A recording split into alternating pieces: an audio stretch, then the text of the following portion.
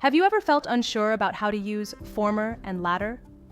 Both of these words are adjectives. They're also both sometimes used to refer back to something previously mentioned, and these substitutions can sometimes create confusion. I'm Ava from Quillbot. Let's break down former and latter and how to use each.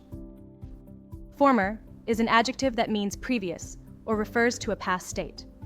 For example, if you say, my former partner, you're talking about your previous partner.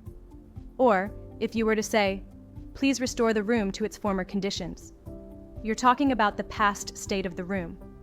Latter is an adjective that refers to a later or subsequent time.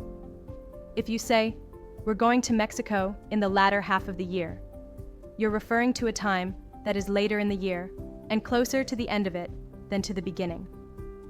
In the example, her latter years, you're referring to later or subsequent years in a person's life. Former and latter are sometimes used to distinguish between two previously mentioned people or things. In this context, you would say the former or the latter, with the definite article the. These structures help avoid repetition. However, you should generally only use the former and the latter when referring back to two things. For longer lists, it's usually better to say the first, the second, the last, and so on. The former refers back to the first person or thing. Think of the example sentence, between coffee and tea, I prefer the former.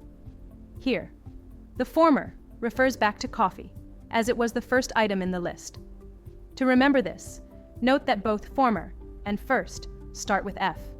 On the other hand, the latter refers to the last person or thing. Take, for example, the sentence, if we have to choose between Prague and Budapest, I choose the latter. Here, the speaker is indicating that they prefer Budapest, the last option. To remember this, visualize how latter and last both start with L. You can also use the former and the latter together in the same sentence to refer back to both the things that were previously mentioned. For example, the restaurant had chicken and steak today. I chose the former, and Dan chose the latter. Here, you're referring back to both options the restaurant offered.